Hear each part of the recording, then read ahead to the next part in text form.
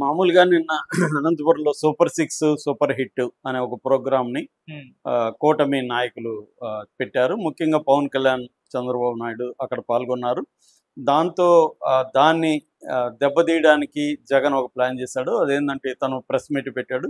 So Jagan press మీట్లో ప్రధానంగా 2 అంశాలను గురించి మాట్లాడాడు.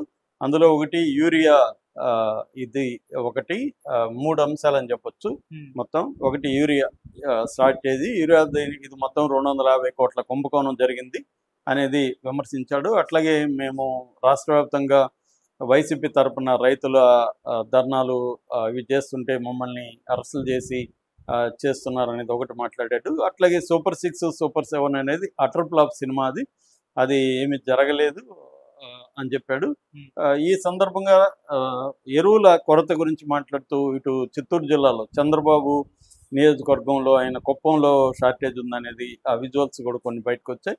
సో అది ఉంది. అట్లాగే అచ్చెన్నాయుడు శ్రీకాకుళంలో కూడా ఉంది. అచ్చెన్నాయుడు వ్యవసాయ శాఖ మంత్రి కాబట్టి వీళ్ళిద్దరూ వెళ్ళి మీరిద్దరు ఎక్కడైనా బావి చూసుకొని దాంట్లో దూకితే మేలు అన్న తీవ్రమైన కామెంట్ చేశాడు.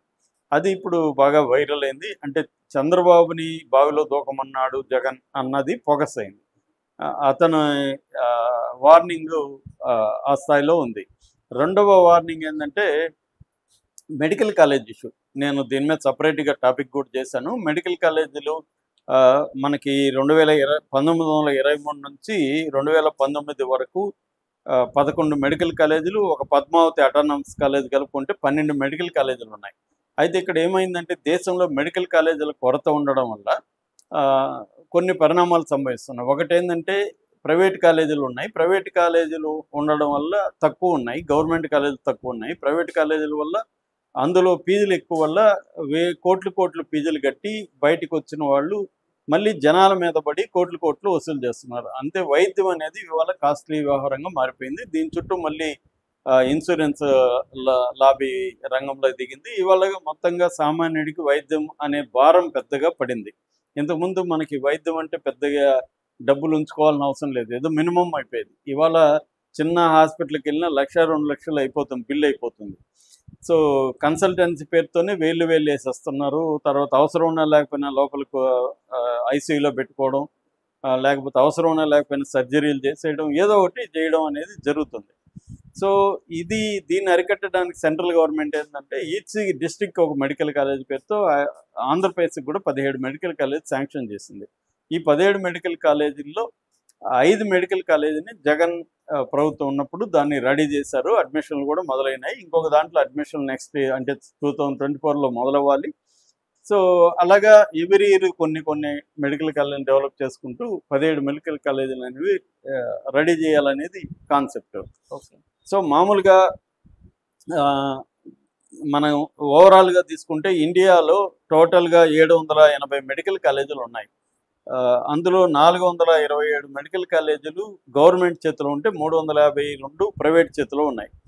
ఇక స్టేట్లు వైడ్ చూసుకుంటే టాప్ 5 రాష్ట్రాలు చూసుకుంటే ఉత్తరప్రదేశ్లో 86 మెడికల్ కాలేజీలు ఉంటే 45 గవర్నమెంట్ ఉన్నాయి, 41 ప్రైవేట్ ఉన్నాయి.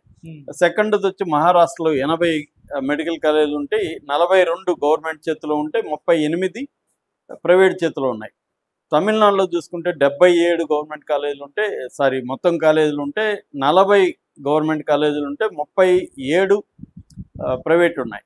అట్లాగే కర్ణాటకలో 73 మొత్తం మెడికల్ కాలేజీలు ఉంటే అందులో 51 ప్రైవేట్ చేతిలో ఉన్నాయి. ఓన్లీ 12 మాత్రమే గవర్నమెంట్ చేతిలో ఉన్నాయన్నమాట. కర్ణాటకలో ఎక్కువ మెడికల్ కాలేజీలు ప్రైవేటైజేషన్ ఉన్నాయి. ఇక మన తెలంగాణలో చూసుకుంటే మొత్తం 65 ఉంటే అందులో 36 గవర్నమెంట్ చేతిలో ఉంటే 29 ప్రైవేట్లు ఉన్నాయి. ఆంధ్రప్రదేశ్లో తీసుకుంటే ఇప్పుడు ఉన్నది ప్రధానంగా టోటల్గా 38 ఉంటే అందులో 19 గవర్నమెంట్, 19 ప్రైవేటు.